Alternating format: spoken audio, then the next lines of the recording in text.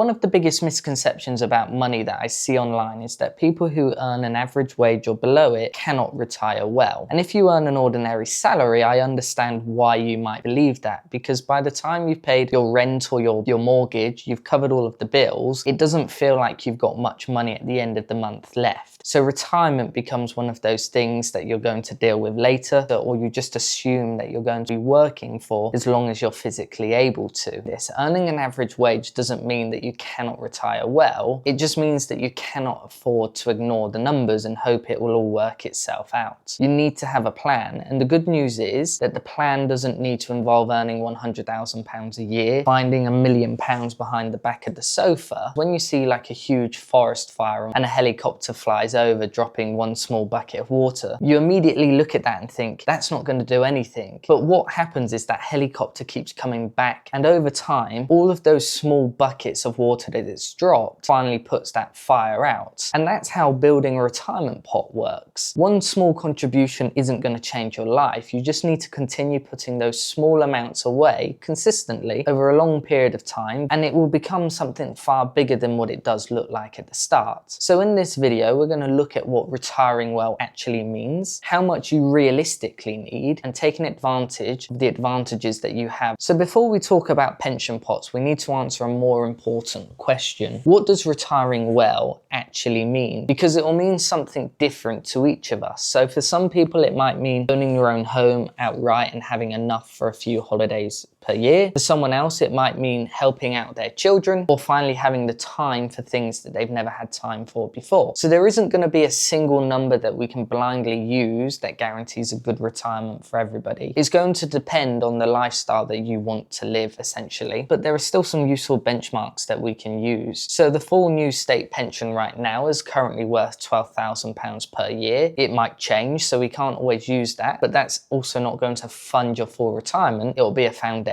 And the Pensions and Lifetime Savings Association publishes the retirement living standards. So for one person, a minimum lifestyle is around £14,000 a year. A moderate pension is around £32,000, and a comfortable one is around £45,000, which means these are benchmarks and they're not your personal targets. And it's one thing that we should make clear is that you don't need to replace your entire salary in retirement, because before you retire, you may have paid off your mortgage or you've stopped commuting, your lifestyle is going to have changed. So if you're earning £35,000 today, you do not necessarily need £35,000 a year in retirement to live a similar lifestyle, because your lifestyle is going to slightly change. Then there's that £1 million number you always hear, and you hear it everywhere. But again, that number is far too simple. With the full state pension, a paid off home, modest spending, you may not need anything close to that number. The starting point that you want to come from is the lifestyle that you want to live. So instead of asking how do you get to £1 million,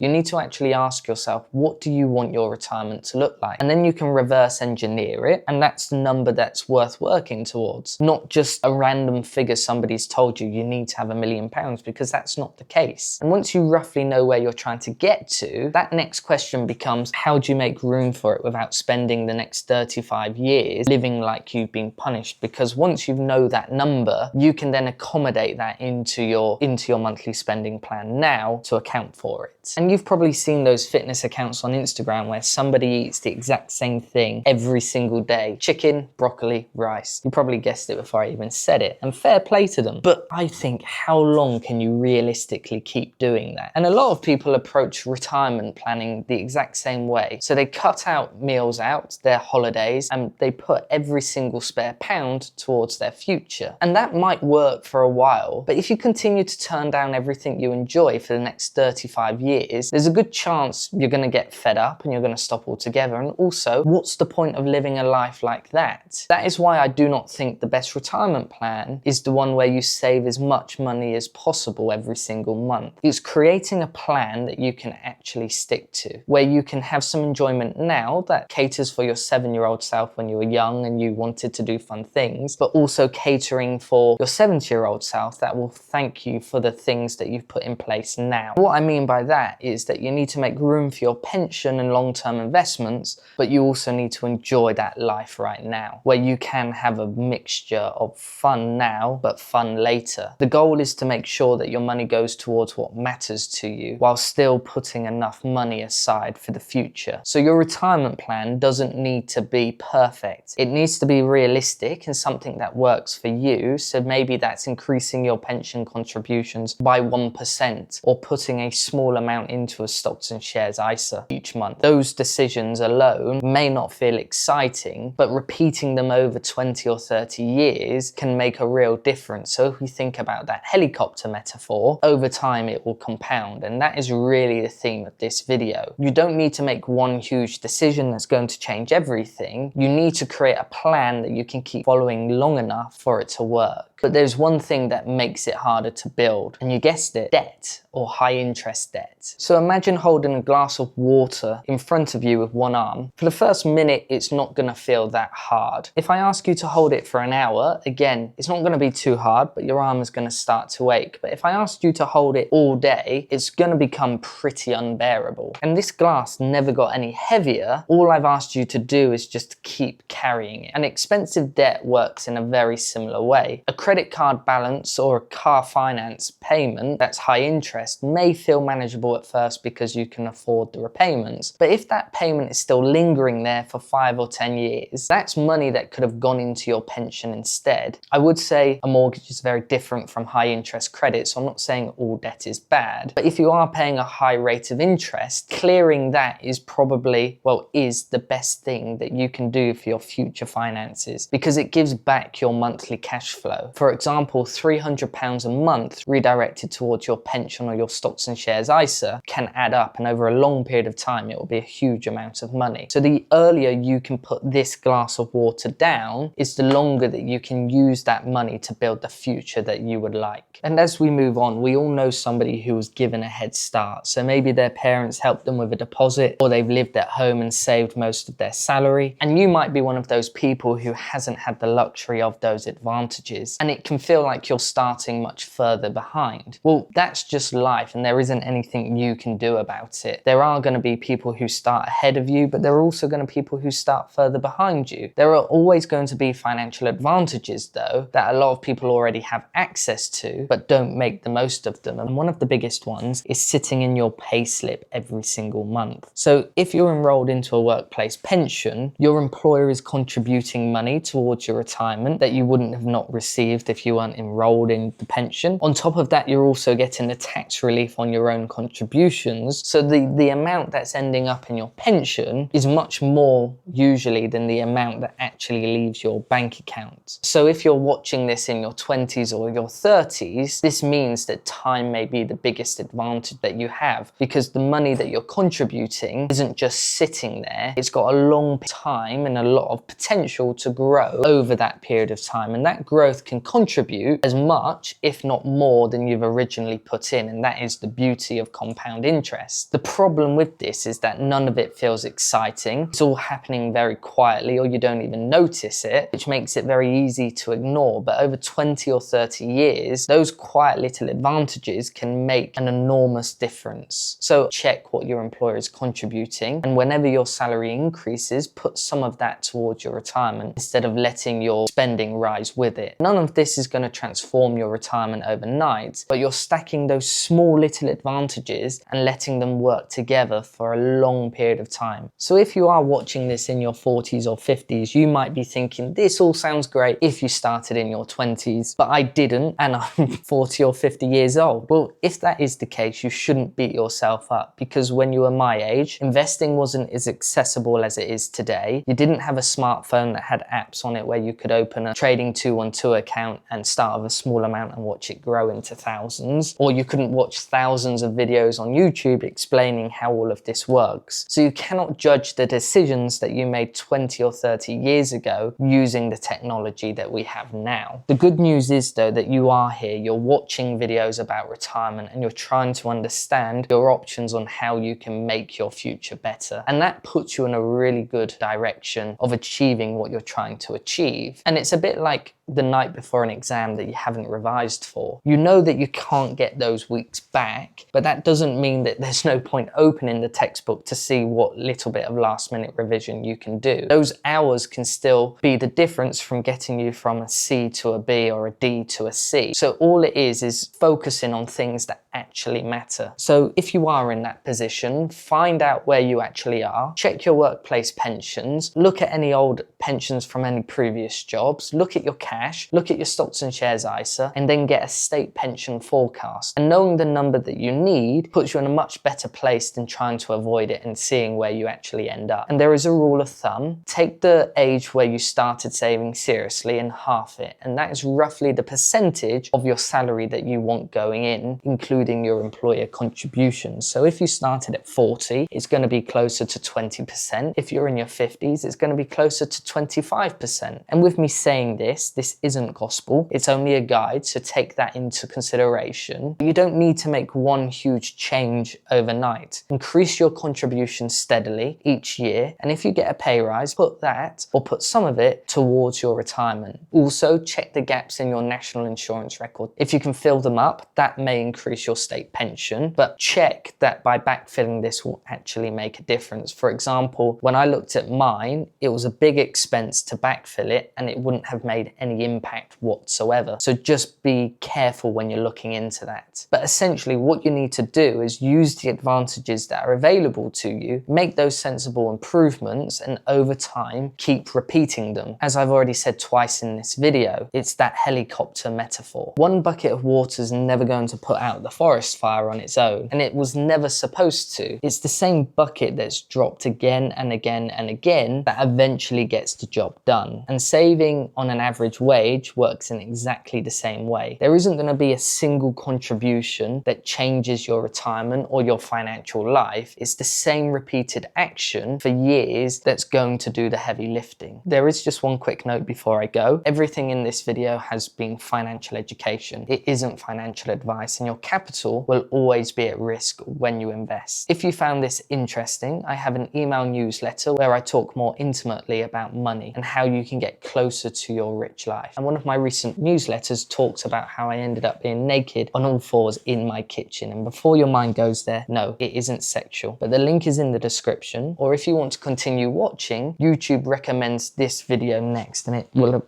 display here, here, or here.